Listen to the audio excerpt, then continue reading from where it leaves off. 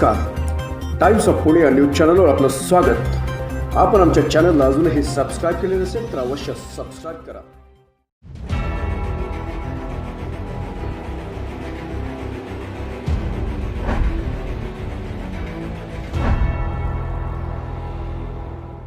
पवार साहेब, आपलं पुन्हा स्वागत. पहिल्या भागामध्ये आपण अनेक विषयांवर मोकळेपणानं आपली मतं मांडली.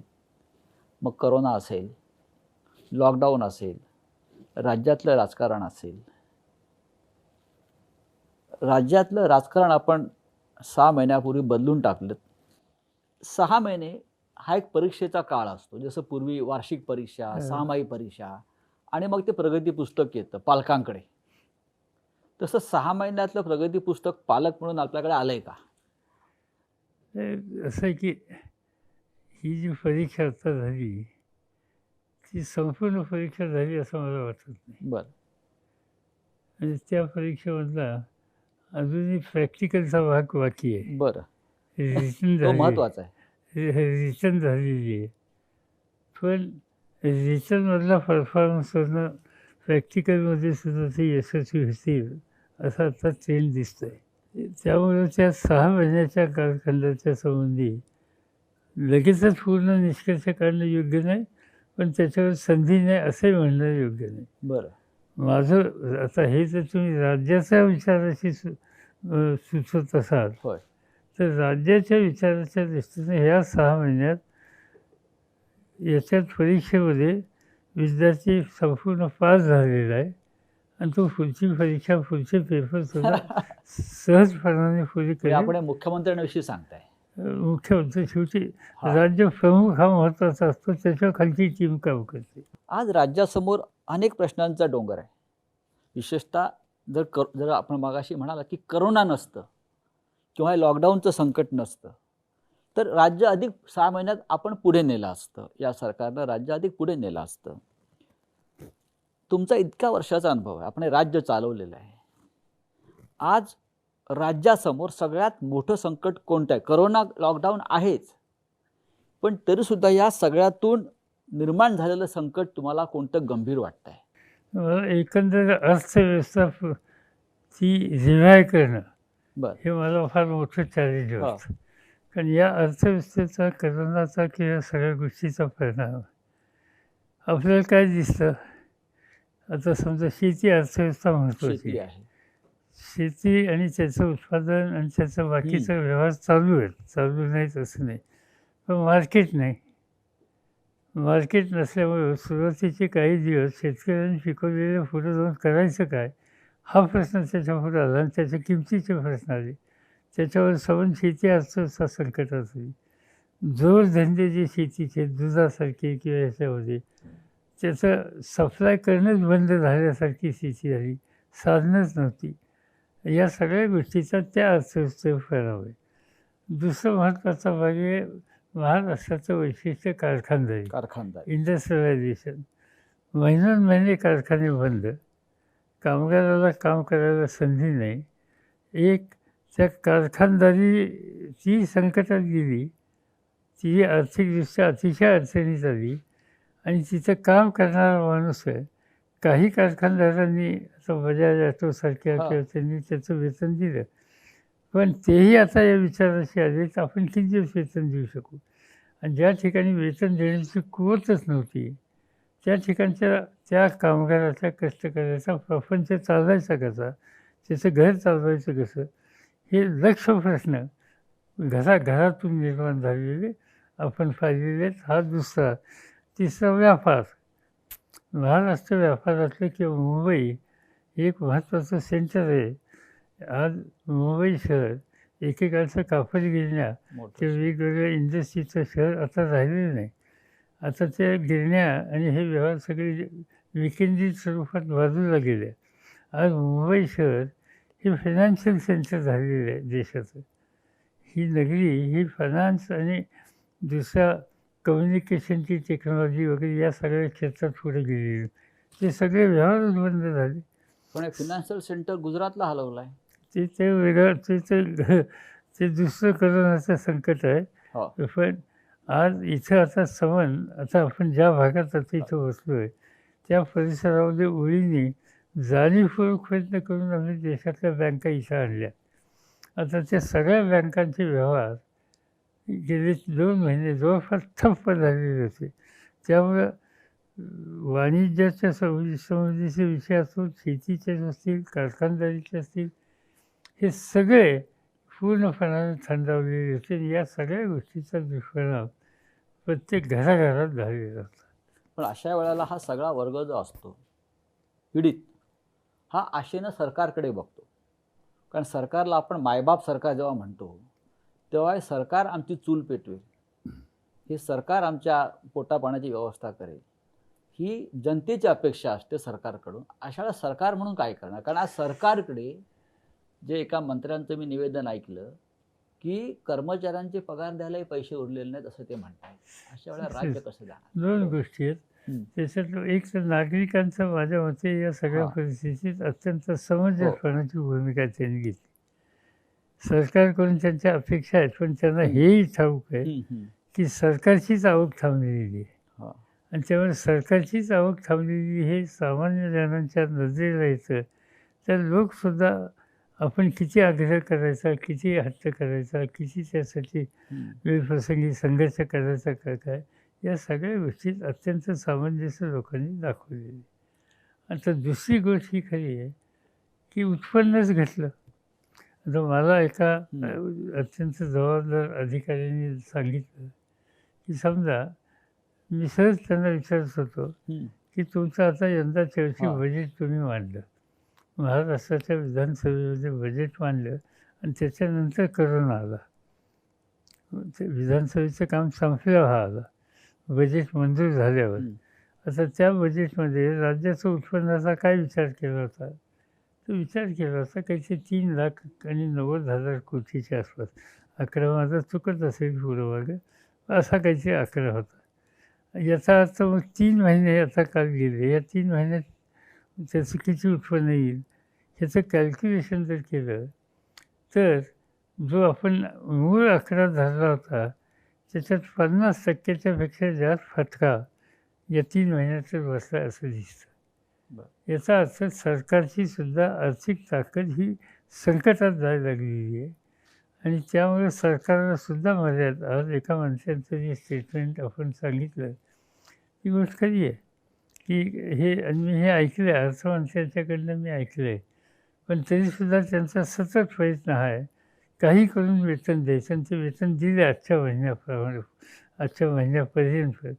पण कदाचित पुढं कर्ज काढावं लागण्याची परिस्थितीसुद्धा. या मोठ्या आपत्तीमध्ये केंद्र सरकारनं राज्यांना मदत केली पाहिजे असं आपल्याला वाटत नाही? 100%. म्हणजे यावेळेला केंद्रानेच मदत राज्यांना करायला पाहिजे. पुन्हा हा राज्याचा गाडा उभा करण्याच्यासाठी, कारण शेवटी केंद्राचे काय, केंद्राचे उत्पन्नाचे मार्ग काय, त्यांचे सगळे उत्पन्नाचे मार्ग राज्यातूनच आहेत. राज्याची अर्थव्यवस्था, राज्याचे व्यवहार, राज्याचं उत्पादन हे गतिमान झालं आणि त्याच्यातून संपत्ती निर्माण होईल, त्याचाच भाग केंद्राकडे मिळणार आहे. आणि त्यामुळे केंद्राला आपलं दुकान चालवण्याच्यासाठी सुद्धा पहिल्यांदा राज्याची दुकानं चालवली पाहिजेत. आणि राज्य हे सुदैवानं केंद्राकडं रिझर्व्ह बँक आहे, केंद्राकडे नोटा छापायचा अधिकार आहे, केंद्राकडे 2 पैसे जागतिक बँकेसारख्या किंवा एशियन बँकेसारख्या ठिकाणी उभा करण्याची कुवत आहे. तो त्यांचा आधार आहे. ते काही राज्याला शक्य नाही. राज्यांना उद्या पैसा उभा करायचा असेल कर्ज रूपाने तर त्यांना स्वतःच्या निर्णयाने करता येत नाही. त्याला केंद्र सरकारने प्रत्येक राज्याला तुम्ही किती कर्ज काढायचं याची लिमिट ठरवून दिलेली असते. आणि त्यामुळं राज्याला मर्यादा आहेत. आज वेळ प्रसंगी या संकटाच्या काळात आंतरराष्ट्रीय संस्थेच्याकडून सुद्धा कर्ज काढून आपण राज्य सावध केली पाहिजे. ते राज्य आपण पुन्हा एकदा स्थिरतावर केली तर आपण संपत्ती तयार करू आणि घेतलेलं कर्ज परत करू शकू. आपण मोदींचे गुरु आहात असं ते म्हणतात. अशा वेळेला आपण आपल्या शिष्याला सांगायला पाहिजे की देशाच्या अर्थव्यवस्थेविषयी आपल्याला काही निर्णय कठोरपणे घ्यावे लागतील. असं पहिल्यांदा गुरु असं म्हणून हा. की त्यांनाही अडचणीत आणू नका आणि मलाही अडचणीत आणू नका. हे गुरु कोणी राजकारणात कोणी कोणाचा गुरु असत नाही. तर त्याला आपल्याला सोयीची भूमिका आम्ही लोक एकमेकाच्या संदर्भात मांडत असतो. होय. याच्यापेक्षा दुसरं काही नाही. पण अलीकडे काय माझी त्यांची भेट नाही. हे कोरोनाचं संकट आल्याच्या नंतर काहीतरी या सगळ्या राजकीय पक्षाच्या लोकांच्या काही चर्चेत बोलणं यापेक्षा वेगळं नाही. मला स्वतःला असं वाटतं की आत्ता या सगळ्या परिस्थितीमध्ये अर्थव्यवस्था रिव्हाईव्ह करण्याच्यासाठी मोदींनी काही जाणकारांची मदत घेण्याच्या संबंधीची आवश्यकता होती. आता एक गृहस्थ रिझर्व्ह बँकेची गव्हर्नर होते इथं, दुर्दैवानं काय झालं मला माहिती नाही, पण ते सोडून गेले. आता ही अशी जी माणसं आहेत किंवा डॉक्टर मनमोहन सिंगाच्या सारखे देशाला का मनमोहन सिंगची गरज आहे का? 100% गरज आहे. कारण मनमोहन सिंग जेव्हा पहिले झाले फायनान्स मिनिस्टर झाले त्याच्या मंत्रिमंडळात मी होतो आणि मला माहिती आहे की त्यावेळी फायनान्शियल क्रायसिसमधनं कसे आम्ही जात होतो. पण मनमोहन सिंगांनी एक नवीन दिशा दिली. त्याला 2 कारणं आहेत. म्हणजे मनमोहन सिंगांना जसं मी श्रेय देतो तसं नरसिंगरावांना श्रेय देतो. आणि या दोघांनी नेहमीच्या चौकटीचा रस्ता बदलून वेगळ्या वळणावर गाडी नेली आणि समान अर्थव्यवस्था सावरली. आज त्याची आवश्यकता होती आणि तशा प्रकारच्या लोकांची मदत घेऊन मोदी साहेबांनी पावलं टाकायच्या दृष्टीनं काळजी घ्यावी आणि त्या सगळ्या गोष्टीला माझी खात्री आहे देश सहकार्य करेल. आपण राष्ट्रीय स्तरावरचे खूप महत्त्वाचे नेते आहात आणि देशभरातल्या अनेक राष्ट्रीय प्रश्नावरती आपण मतं व्यक्त करता, आपला सल्ला घेतला जातो. आपण जे बोलता त्याला एक महत्त्व प्राप्त आहे. मग प्रधानमंत्री असतील किंवा गृहमंत्री असतील, अर्थमंत्री असतील किंवा विरोधी पक्षातले इतर नेते असतील, हे सतत आपल्या संपर्कात असतात, आपण त्यांच्या संपर्कात असता. पण हे जे संकट आता आपल्याला दिसतं आहे या देशातलं आणि महाराष्ट्रातलं, ते दूर करण्यामध्ये कुठे समन्वयाची तुम्हाला कमतरता दिसते आहे का?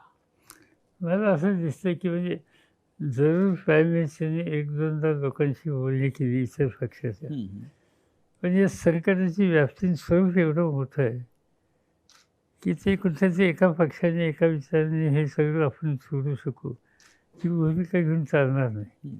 यावेळेला ज्यांची मदत होणं शक्य आहे, उपयुक्त आहे, त्या सगळ्यांना बरोबर घ्यायच्या संबंधीचा प्रयत्न केला पाहिजे.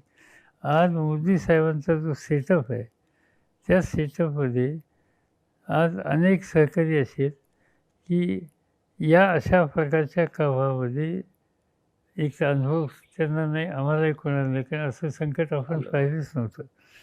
पण या संकटाला मात करण्याच्यासाठी ज्या प्रकारची पावलं टाकायला सगळ्यांची साथ घेतली पाहिजे त्याची आम्हाला कमतरता दिसते. तुम्ही अर्थमंत्र्यांशी आयुष्यात कधी चर्चा केली का? देशाच्या अर्थमंत्र्यांशी? माझी कधी भेटही झाली नाही, एकदाही भेट झाली नाही, कधी म्हणजे असं बोलणंही झालेलं नाही. आणि असे प्रश्न ज्यावेळी देशाची अर्थव्यवस्था संकटात जातात त्यावेळेला एक प्रकारचा डायलॉग पाहिजे. तो डायलॉगची प्रक्रियाच नाही तिथं. हा डायलॉग संपलेला असं वाटतं आपल्याला? नाही, काही लोकांच्या कामाची पद्धत असते की त्याच्यात आता म्हणजे आता प्रणव मुखर्जी होते अर्थमंत्री, प्रणव मुखर्जी होते किंवा चिदंबरम होते किंवा मनमोहन सिंग होते. अनेक वेळेला मी पाहितो की ते अन्य पक्षाच्या किंवा अन्य जाणकारांची तासनतास बसवत आणि त्यांची मतं घेत असत. आता घेतात का नाही मला माहिती नाही, कारण आमच्या बाकीच्या लोकांना तिथं वेगळ्या विचाराचा प्रवेश असं दिसत नाही आणि त्यामुळे ते घेतात का काय, घेतल्याचे परिणाम कुठे जे दिसायला हवेत बाहेर तेही दिसत नाही. हे संकट जे आहे, कोरोना असेल, लॉकडाऊन असेल, अर्थव्यवस्था असेल, ते मोठंच आहे. हे संकट सुरू असताना देशावरती अजून एक संकट अचानक आलं, ते म्हणजे देशावर झालेला चीनचा हल्ला. आपल्या सीमांवरती अशांतता आहे, म्हणजे चीनचे लोक आतमध्ये घुसलेत अशा प्रकारचे आरोप होत आहेत पुराव्यासह. तुम्ही या चीनच्या संकटाकडे या क्षणी कसं काय पाहता? असं की माझा या सगळ्या प्रश्नाकडे बघण्याचा दृष्टिकोन हा वेगळा आहे. आपण या देशात गेले अनेक वर्ष जनमानसामध्ये आपला विरोधक कोण, शत्रू कोण ह्याचा ज्यावेळी विचार करतो त्या भारतीय मनावर पहिल्यांदा पाकिस्तान येतं. हो. माझं पहिल्या दिवसापासून अनेक वर्षाचं मत आहे, पाकिस्तान हा आपला खरा, त्याच्यापासून खरी चिंता आपल्याला नाही.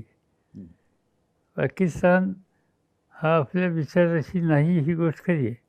पाकिस्तान आपल्या हिताच्या विरोधी पावलं टाकतो ही खरं आहे. पण लाँग टर्मच्या दृष्टीनं आपल्या सगळ्यांच्या हिताची बाबतीत खरंच संकट निर्माण करण्याची ताकद आणि दृष्टी आणि कार्यक्रम फक्त चीनचा आहे. आणि चीन हे आपल्या देशाच्या दृष्टीनं मोठं संकट आहे. आणि चीन हे संकट आहे, त्यामुळे चीनच्यापासून आपल्याला होणारा उपद्रव हा साधासुद्धा नाही. पाकिस्तानची लष्करी शक्ती आणि चीनची लष्करी शक्ती याच्यात जमीन आसमानाचा फरक आहे. आज आपली लष्करी शक्ती, आपलं हवाई दल, आपलं नाविक दल, आपलं सैन्य दल, आपली बाकीची सगळी स्फोटकं आणि चीनची याच्यासंबंधीची तुलना केली तर कदाचित 10ला 1 हे प्रमाण पडू शकत. म्हणजे आपल्यापेक्षा इतक्या अधिक पटीने त्यांच्याकडे या गोष्टी आहेत. आणि हे त्यांनी वर्षानुवर्ष जाणीवपूर्वक प्रयत्न करून बांधलं आहे. त्यांचं भारत किंवा या देशांच्यावर कधी लक्ष नव्हतं अलीकडे, आणि ती त्यांची पॉलिसी होती. म्हणजे मी एक उदाहरण सांगतो. आपण संरक्षण मंत्री होता देशाचे, आणि त्यावेळेला आपण अनेकदा चीनच्या दौऱ्यावर गेलेला आहात किंवा त्या तिकडल्या नेत्यांशी चर्चा केलेली आहे. म्हणून मी विचारतो की आपला दृष्टिकोन तेव्हा काय होता? माझं अगदी त्यावेळेचं ठाम मत होतं की आपल्याला खरी चिंता पाकिस्तानची करायची आवश्यकता नाही, चीनचीच आहे. आणि त्याचं एक साधं उदाहरण सांगतो. मी चीनमध्ये गेलो डिफेन्स मिनिस्टर म्हणून. माझ्यावर वोरा होते. वोरा हे त्यावेळची डिफेन्स सेक्रेटरी, नंतर ते काश्मीरमध्ये 10 वर्ष राज्यपाल होते. तर 7 दिवस आम्ही चर्चा केली, मी आणि डिफेन्स मिनिस्टरनी तिथल्या.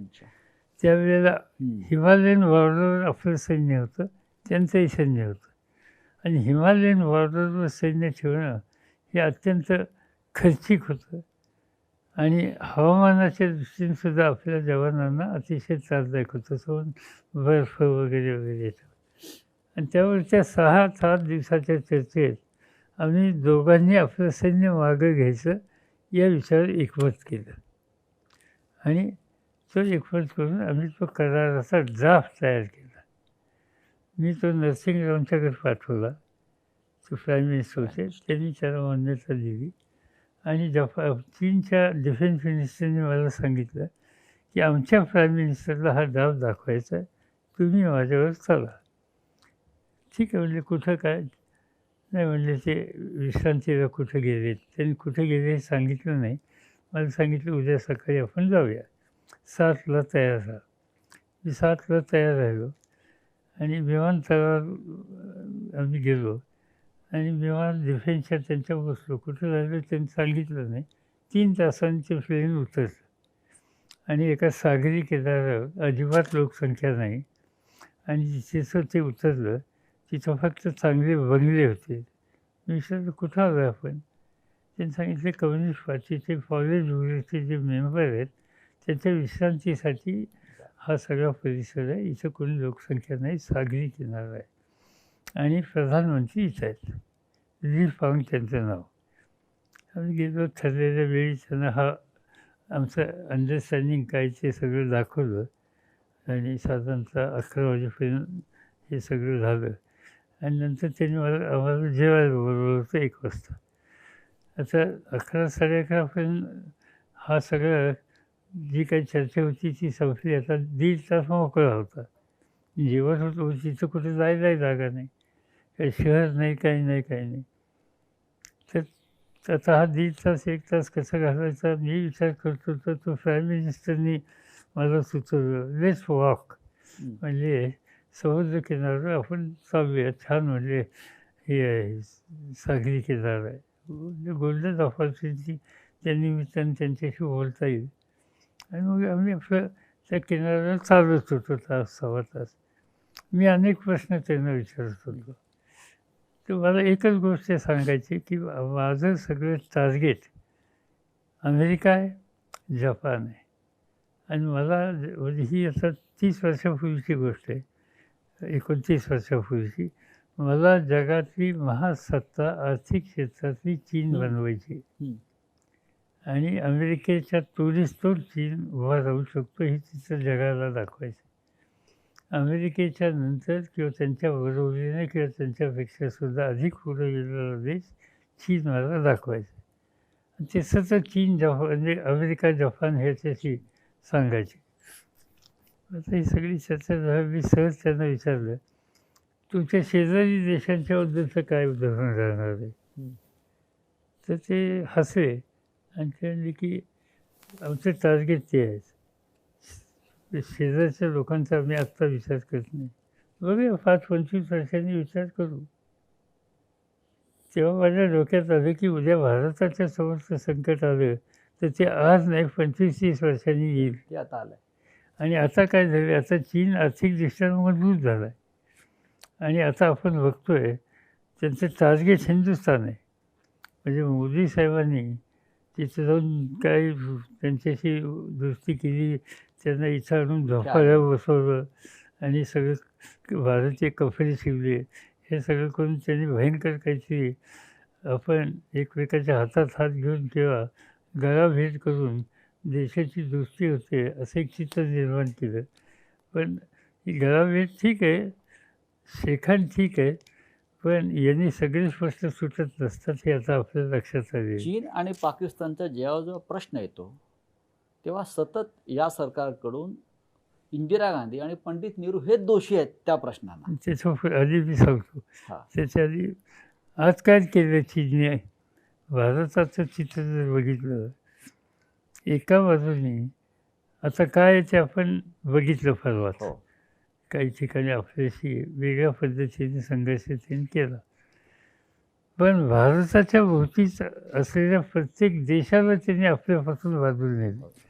पाकिस्तान त्यांच्याबरोबर गेला आहे. नेपाळ जो नेहमी म्हणजे मोदी साहेब प्रधानमंत्री झाल्या पहिल्यांदा नेपाळला गेले, पशुपतीच्या मंदिरात जाऊन पूजा केली आणि पहिलं हे हिंदू राज्य म्हणून त्याचं कौतुक केलं आमचे मित्र म्हणून.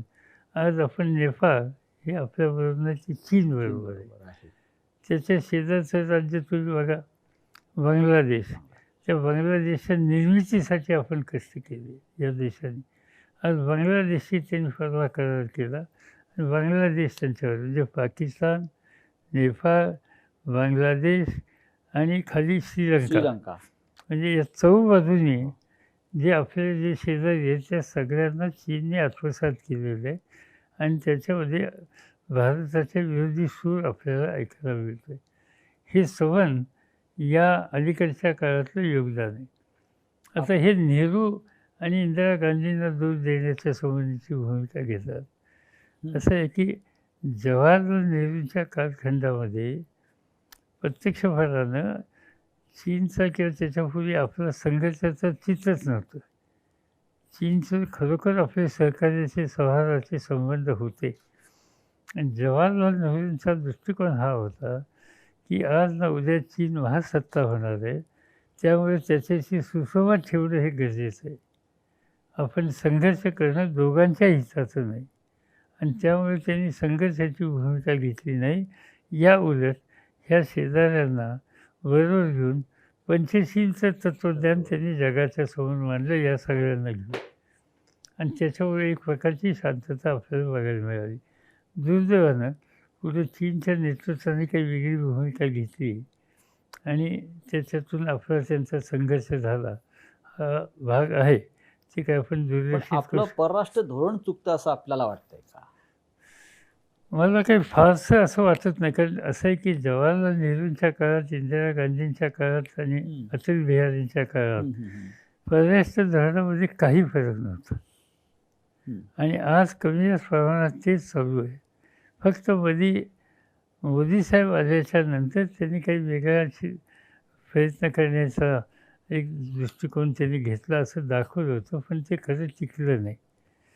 आज परराष्ट्र खातं बघितलं आणि त्या खात्यातली संपूर्ण यंत्रणा बघितली, जे आपले राज्य देशातले परराष्ट्राचे आपले अँबॅसेडर्स असतील किंवा या सगळ्यांचा आपण जुनी चालत आलेली आपली नीती आहे त्याच्यापेक्षा वेगळी नीती घेतलेली नाही. चीनच्या प्रश्नाचं राजकारण करू नये असं आपण म्हणाला, म्हणजे नक्की काय? नक्की मी त्याच्यात असं म्हणलं की हा जो परवा संघर्ष झाला, तो संघर्ष जो आहे त्याच्यात निश्चित चीनची भूमिका चुकीची होती. तिचं काय होतं, म्हणजे आता माझ्याकडे तो कागद आहे, कोणतं खोरं, गलवान व्हॅली. आता गलवान व्हॅली जी आहे ही लडाखच्या मधला एक महत्त्वाचा भाग आहे. लडाख हा आपल्या दृष्टीने अत्यंत महत्त्वाचा भाग आहे आणि लडाख हा कधी भारताला चिंता व्यक्त करणारा भाग नव्हता.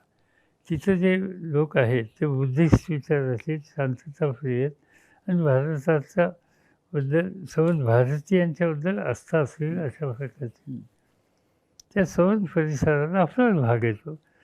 तिथं कधी असा वाद आलेला नव्हता. शेजारी तिथं चीन आहे. 1993 साली ज्यावेळी मी गेलो होतो चीनला, त्यावेळेला आम्ही चीनशी करार केला. म्हणजे आम्ही तो ड्राफ्ट केला, मगाशी मी सांगितलं ना, तो आमच्या चर्चेचा मसुदा, त्याच्यानंतर सही केली नरसिंगरावनी स्वतः तिथे जाऊन. तो मसुदा काय होता, तो मसुदा असा होता की लडाख आणि या सगळ्या परिसरामध्ये आपल्यामध्ये संघर्ष नको, आणि उद्या एखाद दुसऱ्या प्रश्नावरून मतभेद झाला तर त्या ठिकाणी दोन्ही देशांनी बुलेट वापरायची नाही, बंदुकीचा वापर करायचा नाही. तुम्ही बघितलं परवा त्या रस्त्यामध्ये वाद झाला तर बंदूक नाही वापरली, धक्काबुक्की केली, त्याच्यामध्ये अवजारं वापरली. नंतर सेकंड राऊंडला, पहिल्यांदा नव्हती. आणि ते अवजाराचं काय आपली स्टिक वापरलं, त्याला त्यांनी खेळे बसवले किंवा आणखीन काय झालं, पण फायरिंग नाही झालं. कारण त्यावेळेचा तो करार होता 93 सालचा. तो करार आपणही पाळला, त्यांनी काही प्रमाणात पाळला. आत्ता आपण तिथे एक रस्ता करायला घेतला, आणि तो रस्ता कोणता, तो रस्ता म्हणजे आपण जवळपास त्याचं नाव, त्या रस्त्याचं नाव जे आपण जो प्रत्यक्षपणानं करायला घेतला, त्या दुबरुक टू GBO, म्हणजे दौलत बेग ओल्डी. हा जो भाग आहे दौलत बेग ओल्डी, जुना भाग आहे, सियाचीन आणि लडाखच्या मधला तो जवळचा भाग आहे. तो रस्ता आपण करतो 100% आपल्या हद्दीत करतोय, आणि त्याच्या दुसऱ्या बाजूला चीन आहे. आता राहुल गांधींचं म्हणणं असं आहे नाही, ते आपल्या हद्दीतून आपण त्या ठिकाणी करतोय, त्यामुळे काही चूक नव्हती. तिथं जी चीनने जी धक्काबुक्की तिथं केली आपल्या लोकांना, ती योग्य नव्हती. आता आज जे बोललं जातं, म्हणजे माझं स्वच्छ मत असं आहे की हा जो प्रश्न आहे, हा प्रश्न आपण लष्करी शक्तीनं सोडू शकत नाही. हा प्रश्न आपल्याला डिप्लोमॅटिक चॅनलनी सोडवला पाहिजे. आणि त्यामुळं हे जे सांगितलं जातं सारखं की सैन्य आहे, सैन्य आणलं, तुम्ही काय करताय, सैन्य आपण वापरलं पाहिजे, ठीक आहे, सैन्य आपल्याला नेता येईल. आपले नरवण्यांचे स्टेटमेंट मी बघितलं काही लोकांची, म्हणजे वेळ आली तर ते करू, त्याची काय किंमत द्यायची असेल ते देऊ. पण आज त्या लष्करी शक्तीनं हा प्रश्न आत्ता सोडवण्याची परिस्थिती नाही. पण चीन आतमध्ये घुसल्याने आपली जमीन ताब्यात घेतल्याचा आरोप होतोय. ती जमीन आज नाही ताब्यात घेतलेली. आज त्यांनी जी जमीन ताब्यात घेतलेली आहे ती आता ती बघा जवळपास 45,000 स्क्वेअर किलोमीटर इन अक्साई चीन, तिथं ती जमीन घेतलेली आहे. आणि त्याच्यानंतर शार्ग्याम व्हॅली म्हणून एक भाग आहे.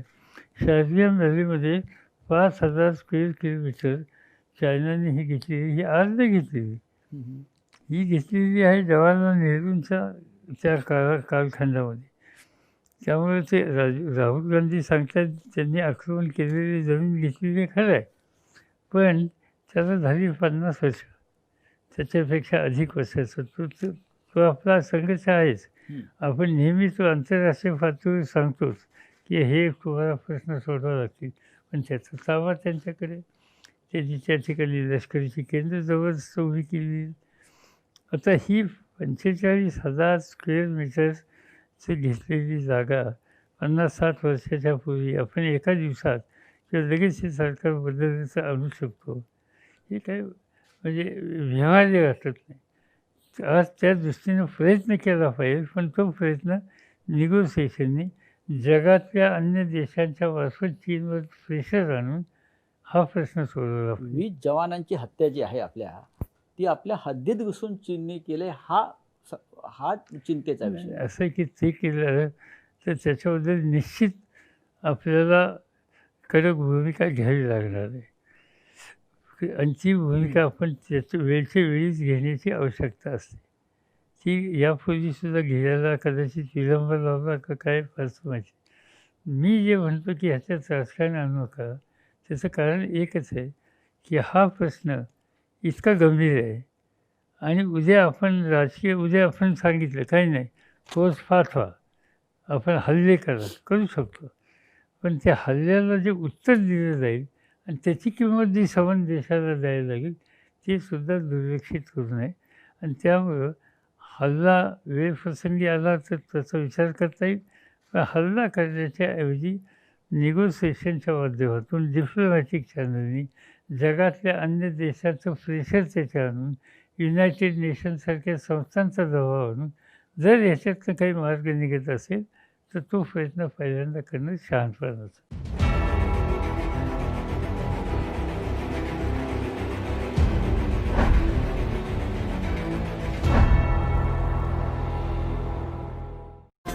मैं शफीक कंचोडी. आपल्याला हा रिपोर्ट कसा वाटला कृपया कमेंटमध्ये आम्हाला जरूर कळवा. आमच्या पुढील अपडेट मिळवण्यासाठी आम्हाला सबस्क्राईब जरूर करा.